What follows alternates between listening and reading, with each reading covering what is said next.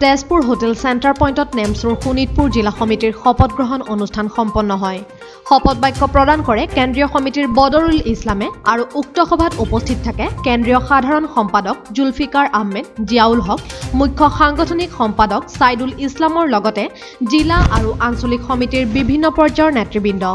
সংবাদ মাধ্যমেৰে হোৱা কথা বতৰাত শোণিতপুৰ জিলা সমিতি সভাপতি নেমচু আজনুৰ হুছেইনে চৰকাৰে ৰূপায়ণ কৰা গো সুৰক্ষা আইন সমৰ্থন কৰাৰ লগতে অসমত থাকি যিসকলে তালিবানৰ দৰে কুখ্যাত সংগঠনক সমৰ্থন কৰে তেনেলোকক উচিত শাস্তি প্ৰদানৰ দাবী জনায়।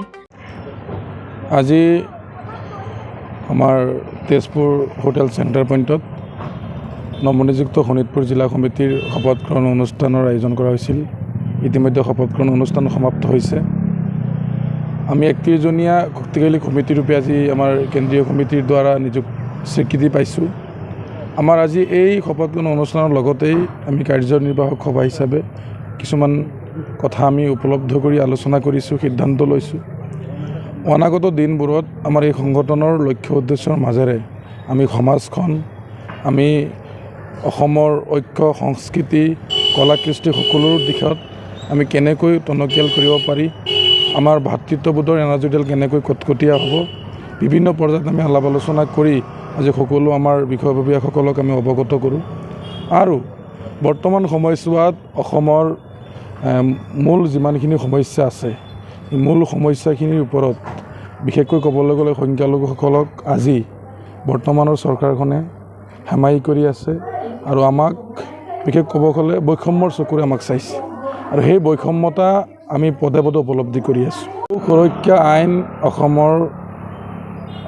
অসম চৰকাৰ তথা অসমৰ কেবিনেটে আনিছে আৰু সেই গো সুৰক্ষা আইনত আমি বিশেষভাৱে ক'বলগীয়া একো নাই, যিহেতু কিছুমান নিয়ম নীতি আমাৰ চৰকাৰখনে বান্ধি দিছে 5 কিলোমিটাৰ ডিষ্টেঞ্চ কৰি আদি বিভিন্ন ভাগত বিভক্ত কৰিছে তেখেতসকলে। কিন্তু আচলতে ক'ব গ'লে আমি সমৰ্থন বুলি নহয়, কিন্তু আইন তেওঁলোকে আনিছে। আজি তেখেতসকলে আইন অনাৰ পিছত কিমান সফল হ'ব কিমান বিফল হ'ব ইতিমধ্যে আপোনালোকে চাইছেই।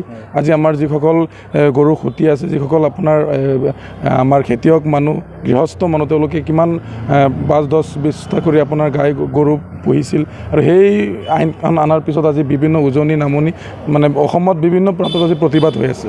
আজি সেই আইনখন যদি সকলোৱে ভাল পালে হয়, মানি ল'লে হয়, এইখিনিতো প্ৰতিবাদ নহ'লে হয়। গোটেইখিনি ভাল বেয়া বুলি আজি অসমৰ ৰাইজৰ ওপৰত আমি এৰিলোঁ, তেখেতসকলে বিবেচনা কৰি আছে। চাওক, আমি অসম মাতৃক আমি সদায় ভাল পাওঁ। ভাৰতবৰ্ষ আমাৰ জন্মস্বত্ব, আমি ভাৰতীয়। আমাৰ সংখ্যালঘু মানুহে ভাৰত মাতৃক সদায় সেৱা কৰি আহিছে আৰু সেৱা কৰি যাব।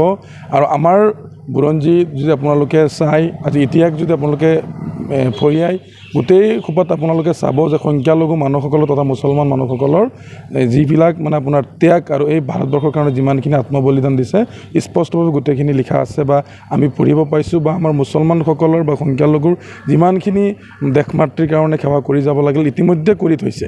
গতিকে আমাক আৰু নতুনকৈ কোনোবাই যে আমাক ভাৰত মাতৃৰ প্ৰেম বা আমাক দেশভক্ত হিচাপে যে কোনোবা এক্সট্ৰাকৈ আমাক উপাধি দিব, এই উপাধিৰ কাৰণে আমি কোনো গুৰুত্ব বুলি আমি নাভাবোঁ। কাৰণ আমি সদায় এই দেশৰ কাৰণে আছোঁ, থাকিম আৰু ভাৰতবৰ্ষৰ কাৰণে আমি আত্মবলিদান দিয়াৰ কাৰণে আমি প্ৰস্তুত আছোঁ। কিন্তু দেশৰ স্বাৰ্থত আমি যিমানখিনি আমাৰ খহিব লাগে আমি ইমানখিনি খহিম, কিন্তু ভাৰত মাতৃৰ জয়গান কোনোদিন আমি নোগোৱাকৈ নাথাকোঁ। আৰু সেই পুণ্যভূমিত আৰু সেই পবিত্ৰ ভূমিতে আমি জন্ম হৈছোঁ আৰু মৰণ আমাৰ ইয়াত হোৱাটো আমি সদায় কামনা কৰোঁ। আজি তালিবানৰ নিচিনা উগ্ৰ সন্ত্ৰাসবাদীক যিসকলে সমৰ্থন কৰি ইতিমধ্যে জেলত গৈছে, তেখেতসকলক আমি 100% আমি সমৰ্থন জনাইছোঁ।